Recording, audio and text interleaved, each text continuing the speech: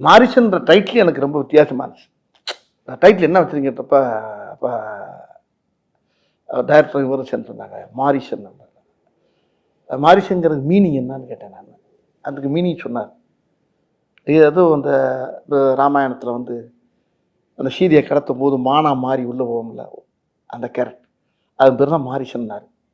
இதெல்லாம் எனக்கு தெரியாது, நான் ராமாயணம்லாம் படிக்கலாமா. அவர் சொன்னார் அந்த அந்த அந்த டைட்டிலுக்கு இந்த கதைக்கு என்னங்க போது அந்த டைட்டிலை வச்சு கதை கேட்டேன். நான் எத்தனையோ படம் பண்ணிக்கேன், வரிசையாக பண்ணிக்கிட்டே வந்திருக்கேன். ஒரு படத்தில் புலிகேஷ் பண்ணியிருக்கேன், அது ஒரு பெரிய படம்.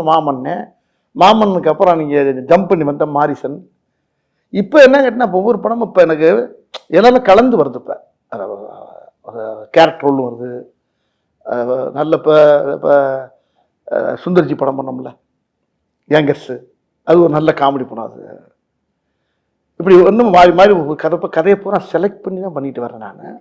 அந்த செலக்ஷனில் இந்த கதை வந்து எனக்கு கிடைச்ச பெரிய பாக்கியம்னு நினைக்கிறேன். கண்டிப்பாக சார். ஏன்னா இப்படி ஒரு கதாபாத்திரத்துல உங்களை பார்த்தது கிடையாது. அது அவரு கூட அது ஆமா அவங்க காம்பினேஷன். ஆமா அவர் காம்பினேஷன்ல கிடைச்சது வந்து எனக்கு ரொம்ப சந்தோஷமா இருக்கு. நீங்க ரெண்டு பேருமே அதுவும் சௌத்ரி சாருடைய தயாரிப்புல அது நம்மளுக்கு கிடைச்சது. அந்த டீம் அவரும் பெரிய